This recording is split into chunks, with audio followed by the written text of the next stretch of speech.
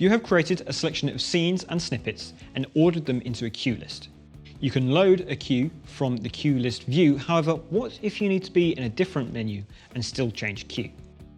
Under the scenes section on your desk, you'll notice 4 buttons: Prev, Next, Go, and Undo.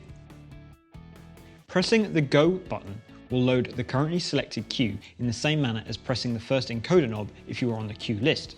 However, it allows you to be in a completely different menu. Prev and Next will select either the previous or the next queue to the one you have just loaded, ready for you to press Go and load a new queue.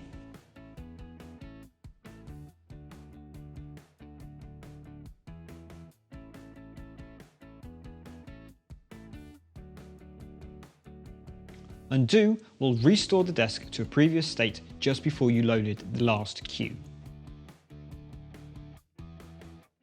You'll notice though that even though you don't need to be in the queue list view, it's still quite clunky. And every time you load a new queue, a confirmation window appears. This can change. Press Setup and navigate to the Config tab. Use the first encoder to select Scene Load and to confirm pop-ups. Make sure the box is not filled in. You will now no longer need to confirm loading a new queue. It will just load when you press Go. It is also possible to automatically select the next queue in the list. Again, press Setup and navigate to the Config tab. Under General Prefs, select Scene Go Next so the box is filled.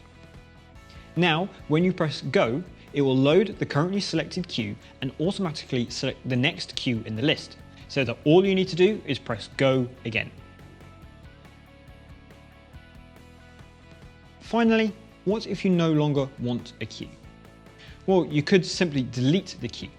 Or, if you didn't want to delete it, pressing the second encoder will add the skip tag to the queue, meaning when you press Go or Next, it will skip over this queue and move straight on to the next one. So there you have it. That's scenes, snippets, queues, and shows. I hope you've learned a little bit about how they can help you in your situation. If you're experiencing any problems, please head over to the Behringer website and submit a support ticket. Don't forget to subscribe for more tips and tricks. So until next time, thanks for watching.